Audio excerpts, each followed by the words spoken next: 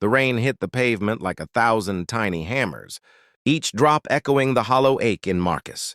Chen's chest as he stood outside the emergency room doors, unable to move forward, unable to turn back. His daughter was inside, fighting for her life, and he was out here, a broken man with empty pockets and emptier promises. The automatic doors swooshed open and closed as if mocking his paralysis. He'd never felt more powerless, more utterly alone until a voice behind him said, "You look like you could use some coffee." Marcus turned to find a woman in her 60s, her gray hair pulled back in a simple ponytail, wearing scrubs decorated with cheerful cartoon bears that seemed wildly out of place in this moment of despair. She held 2 steaming cups from the hospital cafeteria, extending one toward him with a gentle smile that somehow didn't feel intrusive or pitying, just human. "I'm not thirsty," he managed, his voice rough from hours of crying. "Neither was I," she replied. "But sometimes we need something to hold on to." She pressed the cup into his hands. "Anyway," and the warmth spread through his cold fingers. "I'm Rose. I volunteer here on Tuesday nights. Been doing it for 11 years now." Marcus wrapped both hands around the cup, letting the heat anchor him to the present moment. "My daughter, Emma, she's 8. Appendicitis turned into sepsis. They're operating now." The words tumbled out before he could stop them. "I should have noticed sooner. I should have taken her to the doctor yesterday when she first complained. But I was working double shifts, trying to make rent. And I thought it was just a stomach bug, and now—" "Stop," Rose said softly, firmly. "You're a good father. I can tell. You're here, aren't you? That's what matters." They sat together on a bench near the entrance, rain streaming down the windows like the world was crying with him. Rose didn't leave, didn't check her watch, didn't make small talk. She just sat there, a quiet presence in the chaos. After a while, Marcus found himself talking, telling her things he hadn't told anyone. How his wife had died 3 years ago from cancer. How he'd been barely holding their lives together since then. How Emma was everything, his entire world. And if something happened to her, he didn't know how he'd survive. Rose listened to every word, nodding occasionally, her eyes reflecting genuine care. When he finally ran out of words, she reached into her bag and pulled out a worn leather wallet. "I want to show you something," she said, opening it to reveal a photograph of a young woman with Rose's eyes and a brilliant smile. "This is my daughter, Caroline." She'd be 42 now. "Would be?" Marcus asked quietly. "Leukemia. She was 17. Rose's thumb traced the edge of the photo. It happened fast, too fast. 1 month she was planning her senior prom, the next she was in hospice. And I made every mistake you can imagine. I got angry. I pushed people away. I blamed God, blamed myself, blamed the doctors. I was so consumed by my fear and rage that I almost missed being present for her final days." "I'm so sorry," Marcus whispered. "Thank you. But here's what I learned, Marcus. In those final weeks, when I finally let go of everything I couldn't control and just focused on loving her, really being there with her, Caroline said something that changed my life. She said, 'Mom, I'm not afraid of dying. I'm only afraid that you won't be okay.' Can you imagine? She was dying, and she was worried about me." Rose's eyes glistened, but her voice remained steady.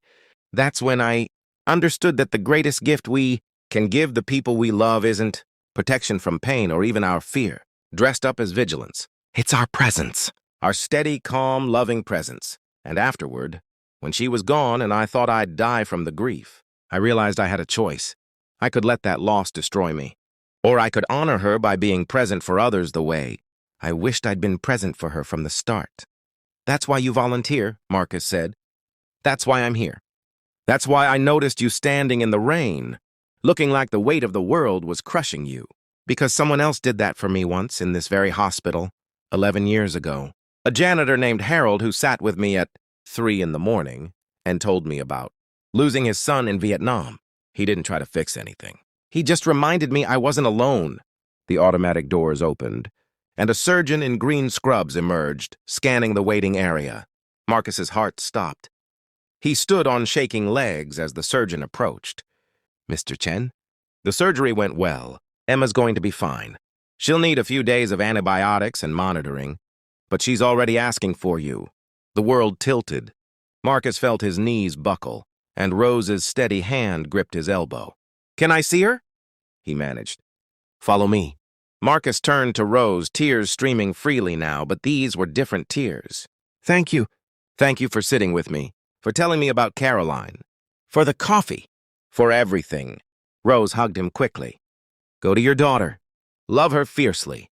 Be present. That's all that matters."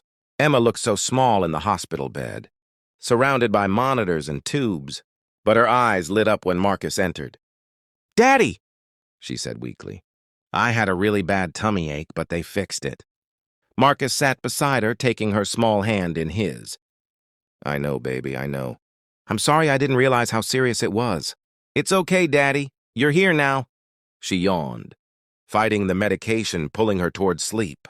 "There was a really nice lady who came to check on me before surgery. She had gray hair and these funny bear scrubs. She told me a secret."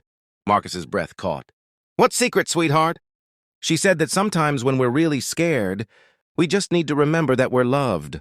And she said she knew for sure that I was loved because my daddy was in the waiting room worrying about me. And that's what people do when they love someone. They worry and they show up and they stay." Emma's eyes drifted closed. "I think she was right, Daddy. I wasn't so scared after that." Marcus sat there for a long time, holding his daughter's hand, watching her breathe, feeling the steady rhythm of her pulse against his fingers. When a nurse came to check Emma's vitals, Marcus asked about the volunteer who'd visited his daughter before surgery. The nurse looked puzzled. "There weren't any volunteers allowed in the surgical prep area, Mr. Chen, only medical staff. But my daughter said a woman in bear scrubs came to see her." The nurse smiled. "That would have been Dr. Morrison, our head pediatric surgeon. She always wears those scrubs for the kids. Claims they make her operate better." "Dr. Morrison?" Marcus felt something shift in his chest. "Does she have gray hair? In a ponytail? That's her. She's amazing. Been here forever, turned down positions at prestigious hospitals across the country to stay here because she says this is where she's needed most. Why do you ask?" But Marcus couldn't answer because his throat had closed with emotion. Rose hadn't been a volunteer at all. She'd been Emma's surgeon, and she'd sat with him in his darkest moment, not because it was her job, but because she understood what it meant to be afraid and alone. She'd given him what he needed most, not as a doctor but as a human being, who'd walked through her own fire and emerged with grace. The next morning, when Emma was awake and eating popsicles, Marcus found Rose making rounds. She smiled when she saw him, but there was a gentle warning in her eyes not to make a fuss. "Thank you," he said simply, and she nodded, understanding everything those two words carried. "She's a fighter. You're Emma. She reminds me of my Caroline." Rose glanced at Emma's chart, then back at Marcus. "You're going to be fine. Both of you." "Because of you." "No," Rose said. "Because you showed up.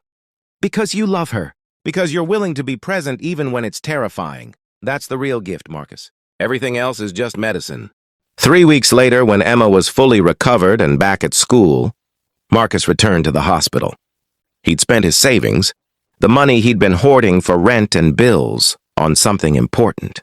He found Rose in the pediatric wing, reading to a frightened child whose parents hadn't arrived yet. "Mr. Chen," she said, looking up in surprise.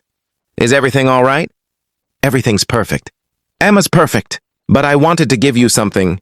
He held out an envelope.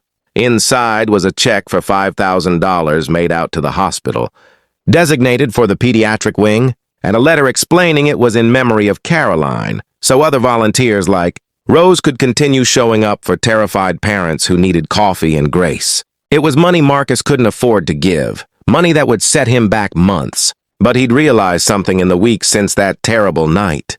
Rose had given him something priceless, something that transcended medicine or skill.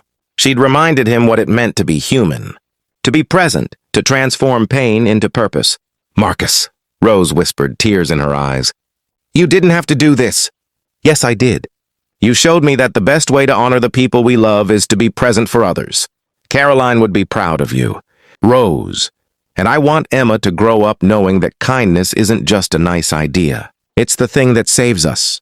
Rose hugged him then, and in that embrace, Marcus felt the invisible threads that connect all of us, the humans stumbling through this life, trying to love each other well, trying to show up, trying to be present even when it costs us everything. He thought about Harold the janitor who'd sat with Rose decades ago, about Rose who'd sat with him in his terror, about how he'd now carry that forward, how Emma would carry it forward, how kindness multiplied like ripples on water, reaching shores we'd never see. That night Marcus held Emma close and told her about Rose, about Caroline, about how sometimes angels wear bear scrubs and surgical masks. And Emma, wise beyond her 8 years, said, so we should always be kind. Right, Daddy? Because we never know who needs it. That's exactly right, baby, Marcus said, his heart full. That's exactly right,